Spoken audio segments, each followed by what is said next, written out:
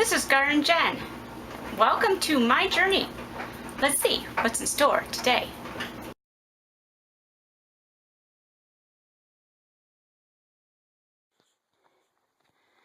Okay, so this is the day after the coyote attack we had that killed 5 of our hens.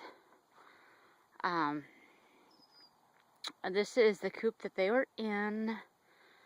If you see the previous video, you can see what it actually looked like yesterday. No, it's not gory. But what you're seeing right now is we tore down the run here. We tore off part of the run here. So this has all been dismantled since yesterday. Excuse me. So we took all the wire and everything from here and took it to our larger coop that we have. And we have 2 coops on the premises because this was our original coop when we started out with our small flock. And then when we raised some chicks this spring, we have a larger flock, and we could not successfully incorporate the 2. There was just too much fighting, so we kept them separated. So we had this small coop, and then we have the large coop out front, which I'll take you to in a minute. But anyways, this small coop back here is where the coyote came in, and I don't know if you can see it through the video, but there's feathers everywhere from where the coyote, did its thing. But what this will get used for is this is on the back side of my garden anyway, so this will eventually get completely torn down. Right now we're kind of just in a hurry, so we only took what we needed. But this will get eventually torn down completely, and then this will be a garden bed, and this will be where I'm going to be planting my corn next year.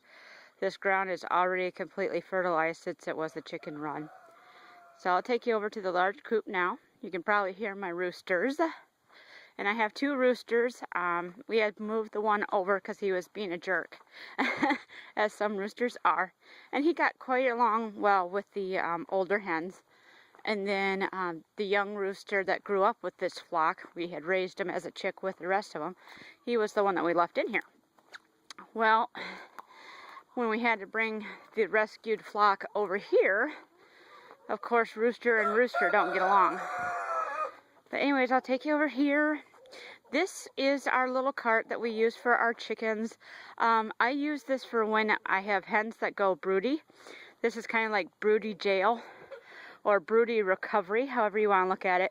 It's completely protected, and the hens sit in here, and the wire mesh floor and all this circulation allows their body to come back down from being really hot as broody hens, and it gets their cycle to stop, and then they return to normal hens. Anyways, this is what I use to transport my chickens as well. So this is now what the coop looks like. It's cut not quite in half, but 1/3 and 2/3. And so that wall there, it actually is this wire fencing first that goes all the way across. And then we ended up putting the wall there with the fencing because, like I said, the rooster, this is Butterball here, isn't he beautiful, except for the blood on him? I'll explain that in a minute. But Butterball, and then on the other side, and I'll take you in there because I think that would be the better way to do it. That's the side that my rescued flock is on, and we only have 4 birds left out of that. So I'll take you over here. This is my other rooster. This is Robert. And then the 3 hens that survived the attack. The one hen up there, she has no tail feathers. Kind of like a chameleon. She sacrificed her feathers but saved her life. So she has no tail feathers right now, but they will grow back. But yes, Mr. Butterball here.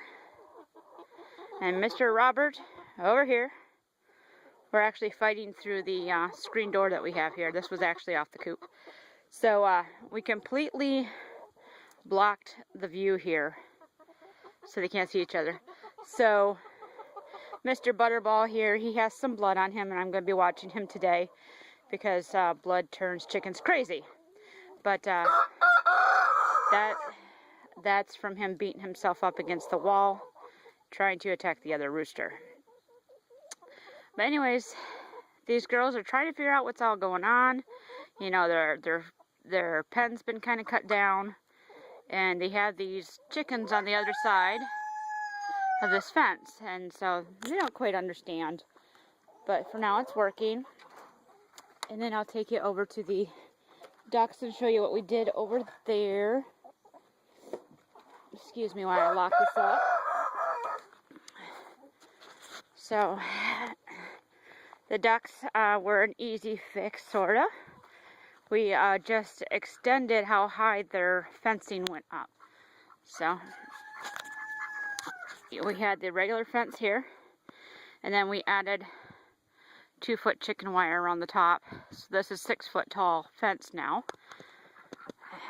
where coyotes cannot jump. So that's what we've done, and we haven't had any problems overnight. So it looks like it was a success protecting the rest of the flock from these coyotes that know that now there's a free buffet over here. Alright everybody, hope this update helps you protect your flock. This is Jen from Garden Jen's Journey. And as always, please like and subscribe to my videos if they are of help to you. And if they're going to be helpful to somebody else, go ahead and share them on over. Thank you so much everybody. Bye-bye.